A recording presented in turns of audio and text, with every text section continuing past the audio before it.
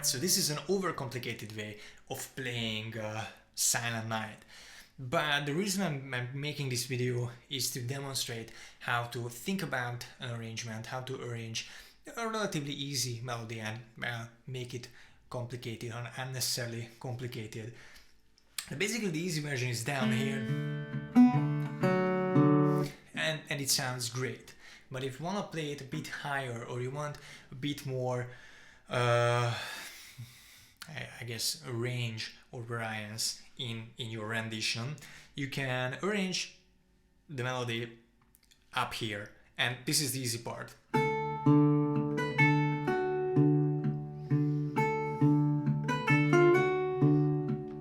Okay, so far so good. We're just using this.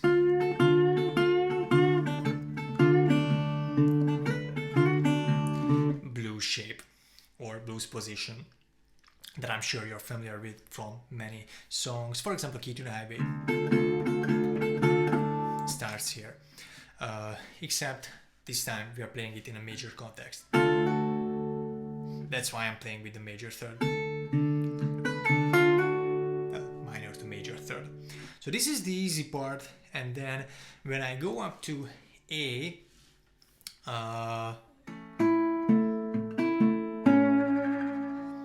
I take this A7 shape down here and I just put it up in an octave without playing the second string. So this is what I do here.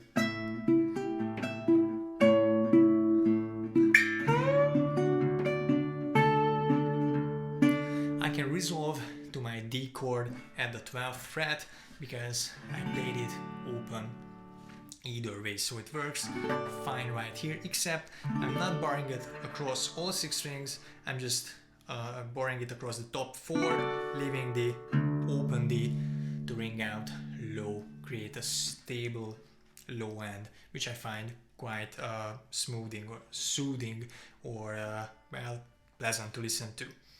And this is where it gets unnecessarily complicated, because we go to the G chord now.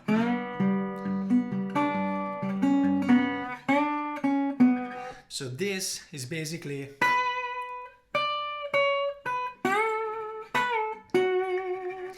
we can play it like this, or I found it easier to go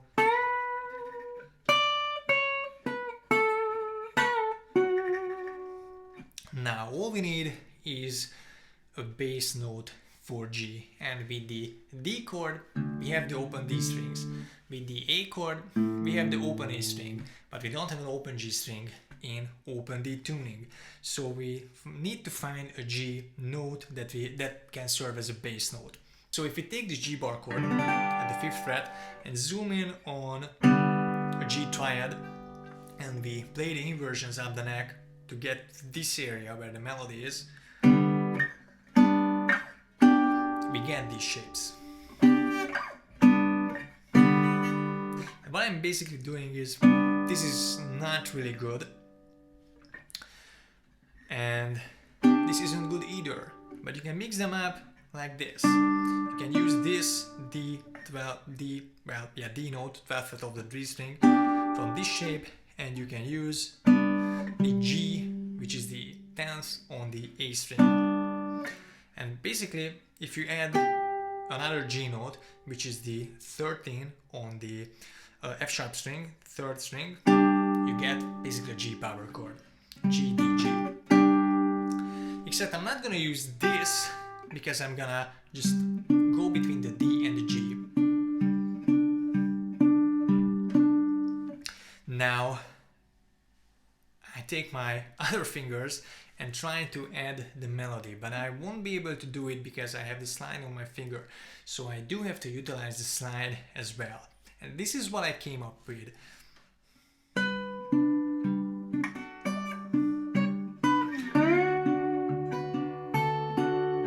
Except I messed up the D chord, so here it is again slow.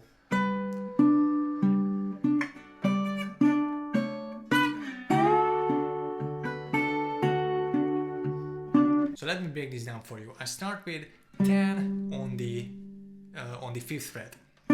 12th on the 4th fret, 14th on the 2nd fret. And then when I have to go down to the 12th of the 1st fret, I don't do that with my pinky. I basically raise up 2 fingers, the middle and the pinky, and put down the slide.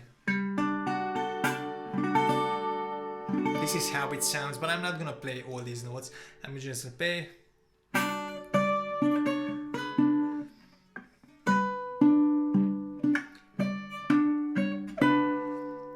So I'm angling the slide after I play the 12th fret, the 2 12th frets.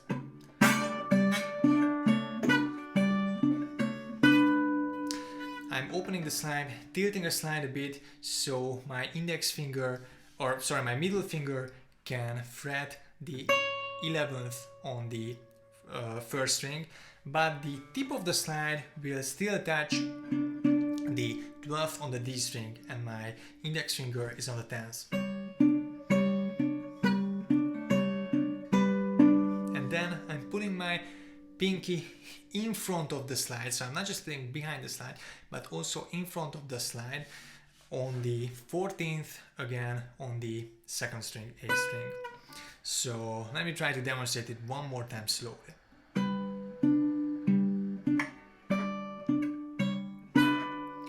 And then I can go to D. And this, I choose to play once again by fretting behind the slide. So this 14 on the A is now the 9th on the 1st string. So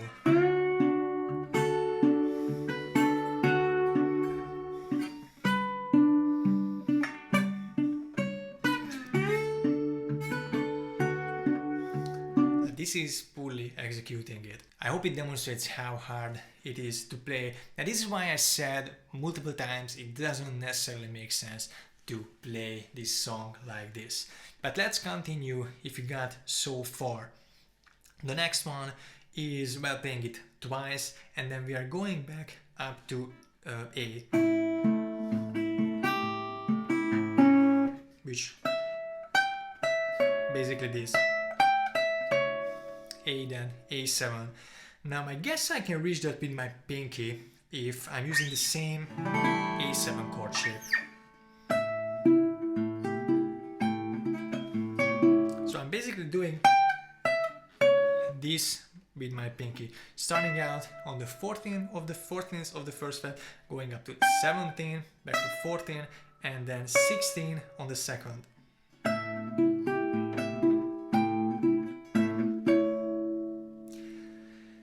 And the last phrases are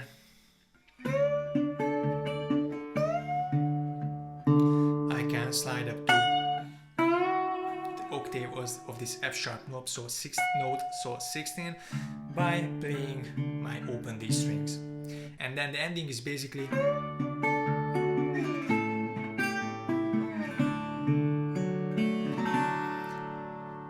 so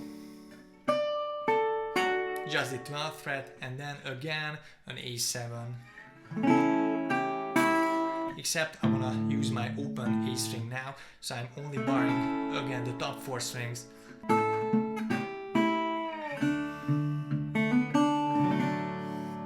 So that's it. Maybe it's gonna be easier played without the bottleneck on.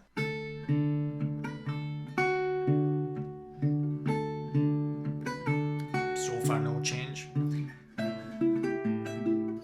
It's easier. It's alright without the slide, but here we can actually play a richer G shape.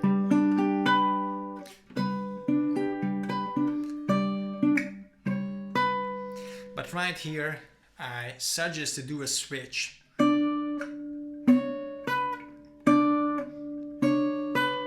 So I'm starting out with the, let's look at the whole G chord. I'm starting out again on the 10th of the 5th string, 12th of the 4th string, 13 on the 3rd string, and 14 on the 2nd string. This is a nice big G chord. and then I put my ring finger down on the 12th of the first string, and then this is when I do the switch between my middle and ring finger. I put my middle down on the 11th on the first string and put the ring on the 12th of the G string, and my pinky can then come down on the 14th of the second string.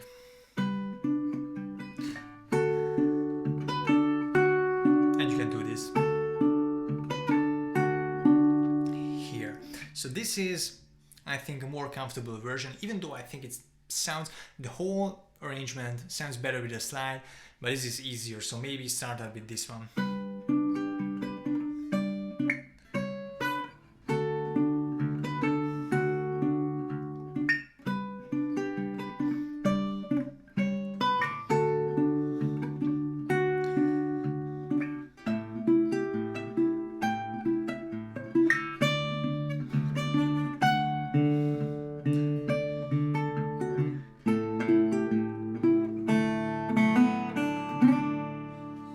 Something like this. This is probably not the D chord immersion in the end I would use, but something like this. So it just goes to show you that there's so many opportunities you can take in open D tuning. You don't have to just stick to your easy chord shapes with the slide. Basically, as I like to say, there's almost you can play almost anything in open D or in open tuning than in standard, and then some, because someone came up with, I guess multiple people came up with this tuning because it was advantageous for different things. So first of all, try to reap those benefits, but also don't be afraid to try to rearrange things from or transpose things from standard that might not be that obvious at first. So basically that's it. My cognitive powers are rapidly declining because I had to think a lot about this and how to tell you the best. Probably I did not find the best way to communicate this, but there's a tab and I try to break it down as much as I could, and I hope some of you will enjoy showing off with this. I have to practice it a bit more before I can show off, but for instructional purposes I think it was alright. Anyway, as always, I just want to thank you for joining me on this lesson, and hopefully see you on the next one.